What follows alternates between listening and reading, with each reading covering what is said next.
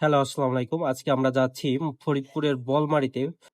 বর্তমান ফেসবুকে স্ক্রল করতে মাঝে মাঝেই সামনের পর আসে। আপনারা দেখে থাকবেন বাঁশবাগান, গোধূলি বিকেল, ফরিদপুরের যে বলমারীতে অবস্থিত রেস্টুরেন্টগুলা এগুলোর ভিডিও এভেইলেবল। এমন কোনো মানে আশেপাশের লোক নাই যে এখানে যায় নাই।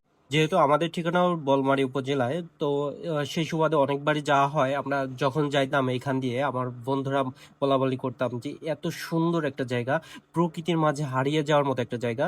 এখানে হয়তো ছোট একটা চা'র দোকান বা টঙের দোকান হলে অনেক ভালো হবে। ভালো লাগবে। মানুষ এত ব্যস্ততার শহর থেকে একটুখানি মুক্তি পাবে। তারপরে সর্বপ্রথম দেখা মিলল বাঁশবাগান রেস্টুরেন্টের। বাঁশবাগান রেস্টুরেন্ট উদ্বোধন হওয়ার পরে আ রিসেন্টলি অনেকগুলা রেস্টুরেন্ট হয়েছে। আপনারা আসবেন, সুন্দর পরিবেশ। দেখেন কত সুন্দর একটা ওয়েদার এবং ভিউ। এখানে মনে হয় নিজেরে ঢেলে দেই এই প্রকৃতির মাঝে। অনেকটা পথ চলার পর আমরা যাত্রাপথে একটু ক্লান্তি দূরের আশায় আ চায়ের দোকানে বসবো। চা খাবো এবং আপনাদের সাথে গল্প হবে। এখানে চায়ের দোকানও ভাইরাল। ভাইয়ার চায়ের দোকানে অনেক ভিড় থাকে বিকালবেলা, বিশেষ করে শুক্রবারে। চাও চমৎকার, দেখেন চকচকা ঝকঝকা, দেখলেই মন চাবে খাই। আর ১ কাপ চা আর এত সুন্দর ওয়েদার, পরিবেশ সব মিলিয়ে যা ছিল। আ যদিও রং চা তো রং চাই, তারপরও তো আমার খুব প্রিয় রং চা। আমি দুধ চা মানে কেউ ফাও দিলেও দুধ চা খাই না।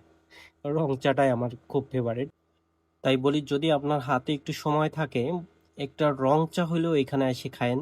ভালো লাগবে, প্রকৃতির মাঝে অন্যরকম স্বাদ পাবেন। চায়ের বিরতির পরে আমরা আবারও রওনা হলাম সামনেই বাঁশবাগান রেস্টুরেন্ট।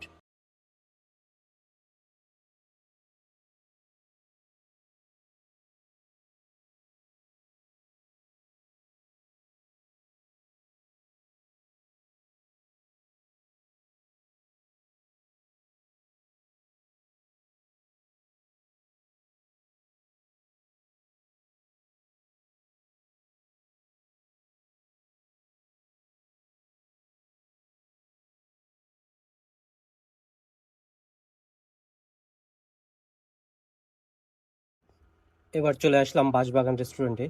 দেখছেন বাঁশবাগান রেস্টুরেন্ট সকলের খুবই পরিচিত, সুপরিচিত। ঘোরাফেরা শেষে দুপুর হয়ে গেল, তো আমরা চলে আসলাম গোধূলি বিকেল যে রেস্টুরেন্টে। ভিতর থেকে দেখেন কি সুন্দর, চমৎকার একটা ভিউ। মাশাল্লাহ, মাশাল্লাহ। দেখছেন, আমি একদম প্রকৃতির মাঝে হারিয়ে গেছি। জানি না কে কেমন উপভোগ করবেন। আমি খুবই চমৎকার উপভোগ করছি।